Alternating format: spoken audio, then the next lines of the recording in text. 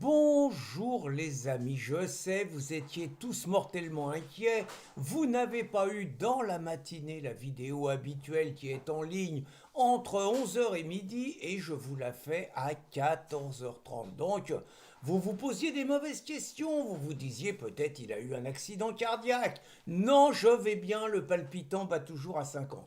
Vous vous êtes dit, bon, peut-être qu'il a été encore victime d'une perquisition, la troisième. Ils étaient pas là ce matin, j'en suis toujours à deux perquises. À ce sujet, ça fait 1 an et demi que je me suis fait barboter deux ordinateurs et un téléphone. Et j'en discutais avec quelques amis. Je vais choisir de la mettre dans le placard et de pas me faire trop remarquer parce que si j'attaque une procédure pour récupérer tout mon matos, d'abord ils vont me mettre des puces dedans et ensuite je pense que je vais attirer inutilement l'attention sur moi. Alors vous allez me dire qu'est-ce qui s'est passé? Bah écoutez, apparemment des gens un peu malveillants en voulaient un peu à ma chaîne ce matin. Mon informaticien m'a appelé. On a travaillé ensemble pendant 3 heures ce matin pour protéger le site, le remettre et tout, mieux le défendre encore. Et résultat, bah il était midi quand on a fini.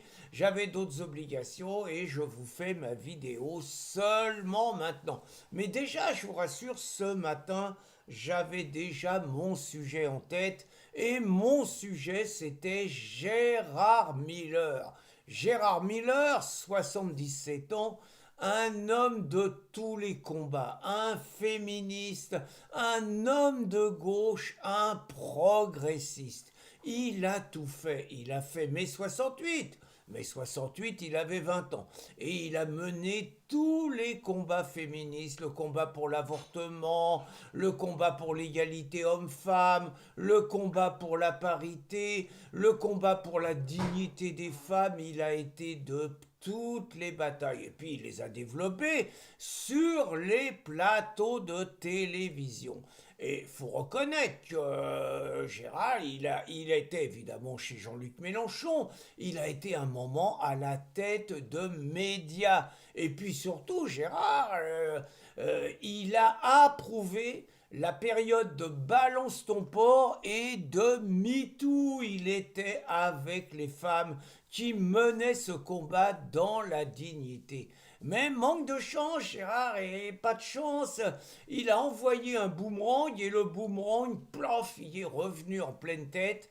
Et il y a plein de féministes qui disent qu'il a fait des abus de pouvoir dominant. En gros, la combine à Gérard, moi je vais vous dire, hein, Gérard, il est nettement meilleur. Par exemple, Pellico. Pellico, c'est un rigolo à côté de Gérard Miller. Bon, Pellico, pourquoi c'est un rigolo? Bon, lui, il a drogué sa femme. Bon, il a drogué sa femme, bon, pendant 10 ans.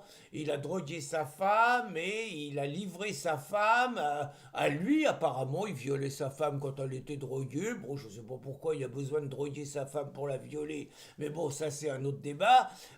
Et puis, bon, il a livré à d'autres hommes. Je crois qu'il faisait même pas payer, d'ailleurs. Il faisait des films, ça lui faisait du bien et tout. Et il racontait aux autres hommes que sa femme, elle était d'accord. Bon, bien joué, mais bon, le mec, mauvais, quoi, mauvais, parce que, bon, blanc, 70 ans, il se fait choper comme un blaireau avec une perche, son téléphone, en train de filmer les dessous des femmes, bon, pas bien net, et c'est lui, c'est le violeur idéal, vous voyez, lui, c'est le violeur idéal, il est blanc, il est mâle, il a plus de 50 ans, il se prend toutes les féministes dans la gueule, et comme il se prend toutes les féministes dans la tronche, bah évidemment dans la tronche, oh là, hein, comme il se prend toutes les féministes dans la tronche, le mec il a mangé lourd, il a pris 20 ans.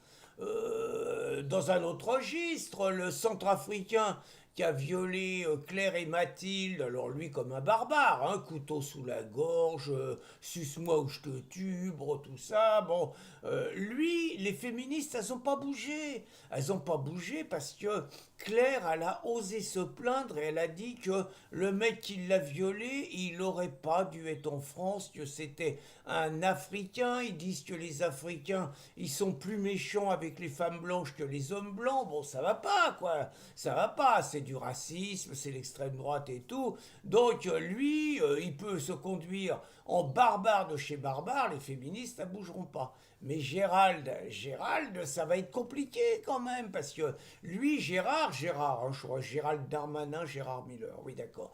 Hein, donc Gérard, lui, il utilisait d'abord sa renommée, hein, le beau psy, 40 ans, 50 ans, qui passe sur tous les plateaux de télé, qui est invité à tous les colloques, qui est invité à toutes les universités d'été, qui porte beau, qui a été maoïste dans sa jeunesse, qui a du bagou, tout ça. Bien évidemment, les petites minettes qui sont étudiantes en psy, elles sont sous le charme. Et donc Gérard, il en joue. Il leur dit qu'il va leur donner des documents dans son cabinet. Et son cabinet, comme par hasard, c'est le lieu où il habite. Et il leur explique qu'il va les révéler à elle-même en les hypnotisant. Bien joué. Bon, il les hypnotise. Et après les avoir hypnotisés, évidemment, il les révèle à leurs fantasmes. Et les petites gamines de 17 ans, bien évidemment, elles ont qu'une envie, c'est être honorées par le grand Gérald Miller. Donc, quelque part, il leur rend service en jouant quelque part de sa renommée, de sa puissance, de sa réputation, pour leur faire honneur, pour leur faire l'honneur de se retrouver sur elle pendant qu'elle dort. Bon, voilà. Bon, très franchement, est-ce qu'il y a de quoi pas se casser trois pattes à un canard? Sauf que Gérard Miller, qui a utilisé, qui a soutenu MeToo et qui a soutenu Balance ton porc, eh ben ça lui revient dans la tranche et les petites nanas, elles se disent après tout, ce salopard qui a abusé de moi quand j'avais 15 ans, 20 ans, 25 ans, eh ben il va payer comme tous les salopards de mal blanc. La vraie question que je me pose, c'est est-ce que toutes les féministes qui se sont mobilisées pour presque faire castrer Dominique Pellicot qui a pris 20 ans, elles vont se mobiliser de la même façon pour faire sanctionner Gérard Miller, qui est quand même également un violeur, certes un peu plus raffiné. Pellicot, c'était la drogue, lui, c'était l'hypnose. Donc, est-ce que Sandrine Rousseau va être présente au procès de Gérard Miller? Ça, c'est une vraie question. Et est-ce que Gérard Miller, il va prendre 18 ans comme le barbare centrafricain? Est-ce que Gérard Miller, il va prendre 20 ans comme Pellicot? Est-ce que Gérard Miller, il va prendre un simple rappel à la loi? En attendant, Gérard Miller a beau est un grand psy, je n'en doute pas. Il a beau être un homme brillant, je n'en doute pas. Je vais me permettre quand même de lui donner un petit conseil d'ami. Camarade, quand tu pisses, ne pisse jamais contre le vent. Bonne journée les amis.